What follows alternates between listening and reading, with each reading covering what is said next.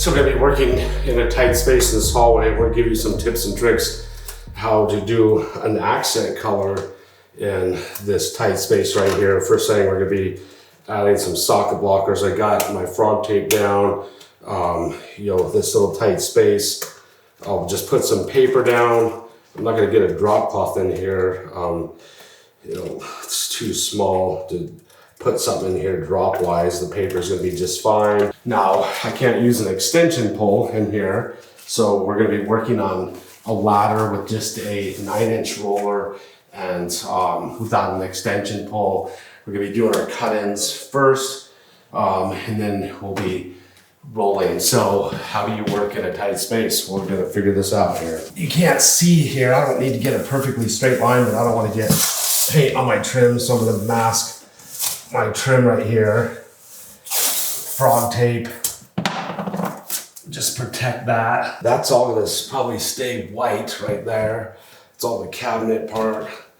We'll mask off this right here. This is part of our tight space hallway. Get it nice and tight.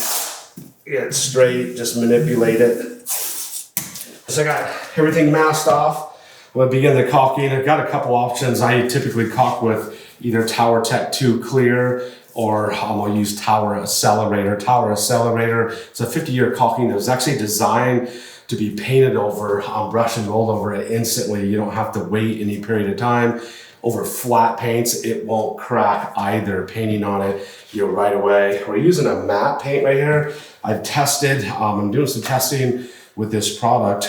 It's Bear Dynasty, so I've used Tower, the Clear, because I like the Clear better because the consistency is a lot thinner. It's easy to work with. It's not good for filling gaps, but if I don't have any gaps to fill when I'm doing my cut-ins, I'm going to always side towards using a clear caulking because it's just thinner, easy to work with, dries slower also. But if you're using flat paints, I would highly recommend Tower Accelerator because it's not going to crack. Flat paints are notorious for cracking over the top of caulking, but being the Bear's high-end paint, top line paint, we're going to experiment with it on that wall and see how it performs. I'm going to be using Tower Accelerator on the inside of this tight space right here, and we're going to see the difference between the two. But once again, a white caulking's got more pigment in it, more solids. It's heavier bodied and dries a little bit faster.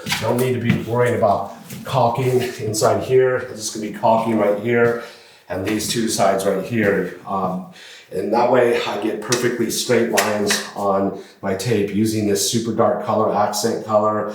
I don't want any type of bleeding. It's really thin. It could bleed on any type of imperfection on your tape, so you definitely want to caulk it. So I'm going to put my masking down, paper down, we're going to caulk, and then get ready to paint.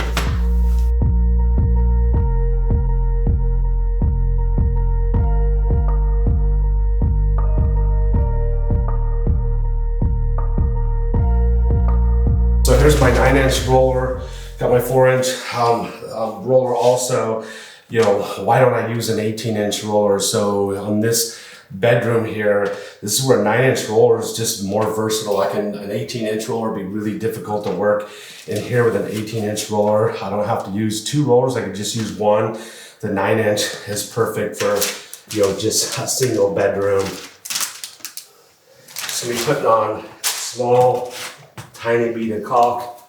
I'm gonna be working just this one section right here because say the white caulking dries faster, especially a Tower Accelerator. It dries quite a bit faster than a clear caulking.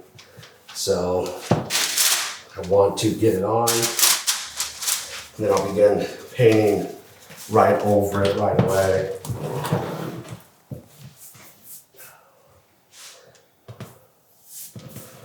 Just a handy little tip if things are drying too fast for you.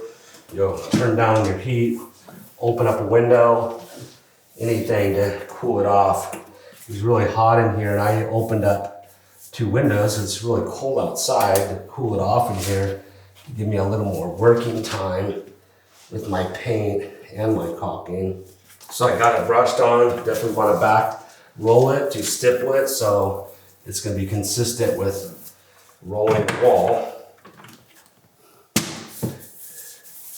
Obviously in here you can't roll the inside here, so it's just going to be brushed only.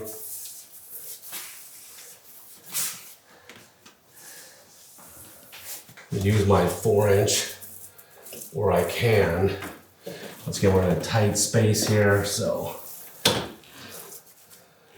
4-inch is gonna work good in a tight space. So I'm using a 3-foot ladder.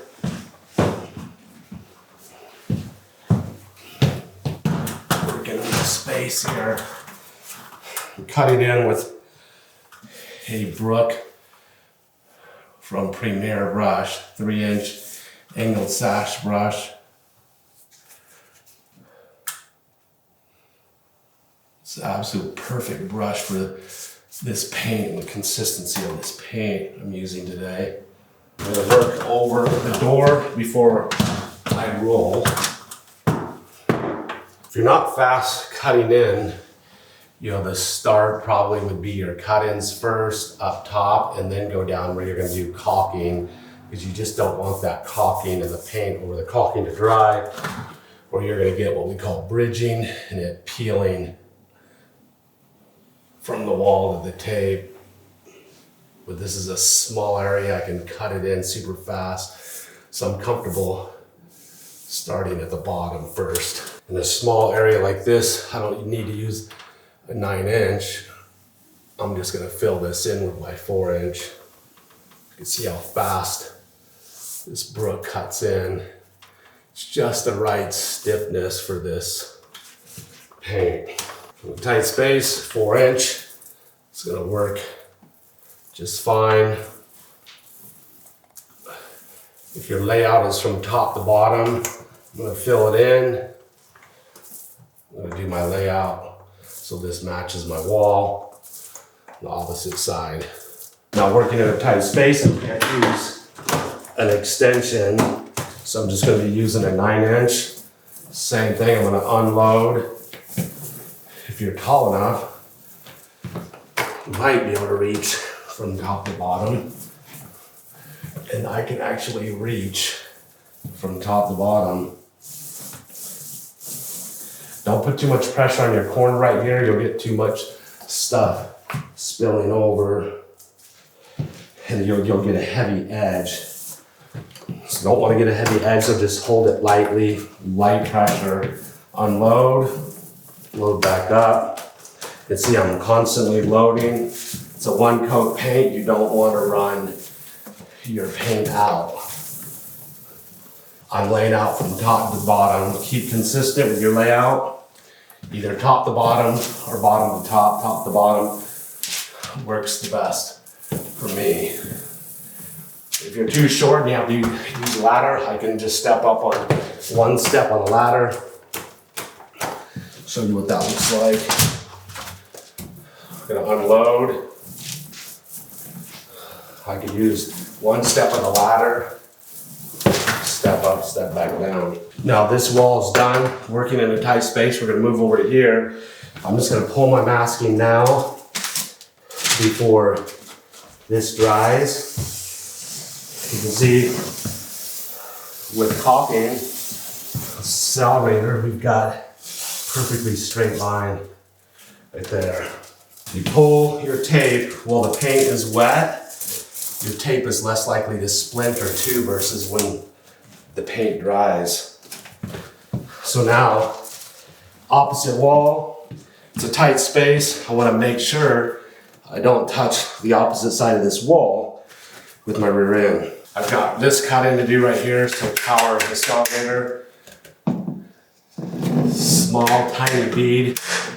Once again, all this is doing is really wetting the edge of the tape and creating a nice seal. The white caulking is drier than the clear. So you don't have as much working time. I can feel it's like drying really fast. It's partly why you can paint over it right away. Remember, it's always hotter up top up here too, so your cut-ins are gonna dry faster than what's down lower. Heat rises. Matching the stippling from the rest of my project from top to bottom.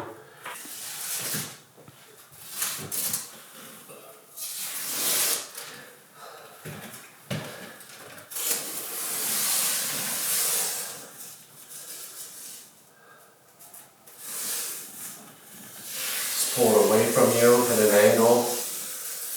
All right, there you have it.